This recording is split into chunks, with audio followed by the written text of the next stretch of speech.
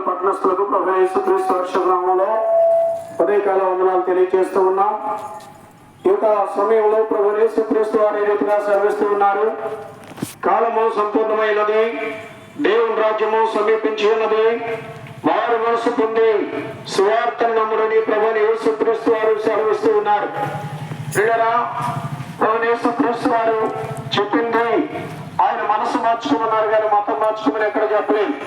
కాబట్టి ప్రభు యేసుక్రీస్తు వారు ఆయన ఈ లోకంలో జన్మ కర్మ పాపముల వల్ల వచ్చే జీవితము రెండవ మరణమైన నరకాగ్ని గుండమై ఉంటుండగా ఆ నరకాగ్ని గుండా నుంచి తప్పించి పరలోకము మోక్షం వైకుంఠంలో చేర్చడానికి సృష్టికర్త అయిన దేవాది దేవుడు మరవతారుగా ఈ లోకానికి వచ్చారు.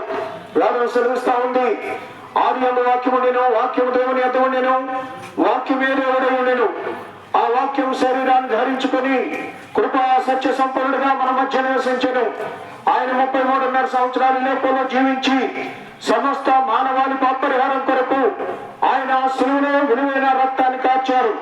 మనం చేతులతో చేయడానికి పనుల కొరకు ఆయన చేతుల్లో మేకులు కొట్టించుకున్నారు.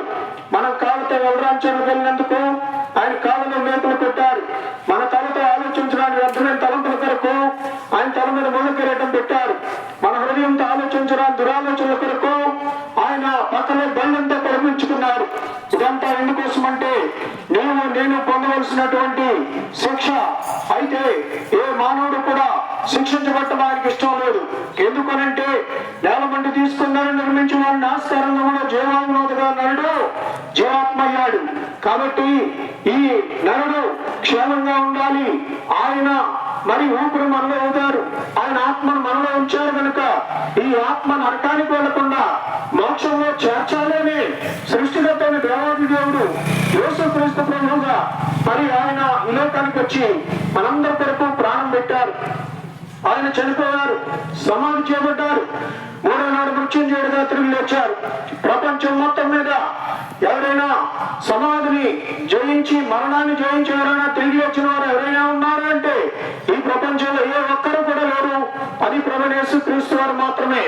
మీకు తెలిసిన ఆయన ఒక ఆయన ఉన్నారు, ఆయన తిరిగి లేస్తానని ఎప్పుడో చెప్పారు, ఎంతవరకు రాలేదు. మాకు తెలిసిన ఆయన ఒక ఆయన ఉన్నారు, సంరక్షణ ప్రియబాబు గారని 3వ రోజు లేస్తానన్నాడు. ఆయన చనిపోయిన తర్వాత 3 రోజులు లేదు, 4 రోజులు లేదు, ఆ వాసన వస్తూ ఉంటే ఆయన పోలీసులు వచ్చి సమాధి చేయించారు. ఇంతవరకు కూడా చనిపోయి సమాధి చేయబడి తిరిగి వచ్చిన వారు ఎవరు కూడా లేరు. ప్రపంచంలో ఖాళీగా ఉన్న ఒకే ఒక్క సమాధి మా ప్రభువు యేసుక్రీస్తు వారిది. ఎందుకనగా ఆయన సృష్టికర్త, ఆయన దేవుడు, ఆయన ఈ లోకానికి మనందరూ పాపాలు పరిహరించడానికి ఆయనకు వచ్చారు. ఆయన ఈ లోకానికి వచ్చారు. సర్వమానవ పాపరార్థం రక్త ప్రోక్షణ అవశ్యం తద్రక్తం పరమాత్మేన పునిదానములు అన్నాడు. అనగా సర్వలోకంలో ఉన్న మానవులందరూ చేసిన పాపాన్ని పరిహరించడానికి పరిశుద్ధమైన రక్తం చెందించబడాలి. ఆ రక్తం పరమాత్మగా ఉండాలి. అది ఉచితంగా దానంగా చెల్లించిందై ఉండాలి. అది ప్రభు యేసుక్రీస్తు వారు చేశారు కనుక ఇదే అనుకున్న సమయం, ఇదే రక్షణ దినం. యేసుక్రీస్తు ప్రభు వారు యేసు ప్రభు అని నేను తప్పుకుంటే నువ్వు రక్షించబడతావు. దేవుడు ఆయన మృతంలో లేపనని దేవుడి మందు విశ్వాసం ఉంచితే మీరు రక్షించబడతారు. ఇదే అనుకున్న సమయం ప్రియులారా. మరి మరొక సమయం మనకు ఉండకపోవచ్చు. మేము ప్రేమతో మీకు ఈ విషయాలు తెలియజేస్తున్నాం.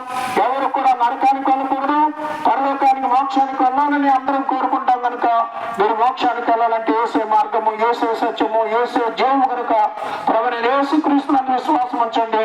అప్పుడు మీరు మీ ఇంటి వారు కూడా రక్షించబడతారు. దేవుడు నాకు దీవించి మిమ్మల్ని, మీ కుటుంబాన్ని దీవించి మిమ్మల్ని రక్షించును గాక. ఆమేన్.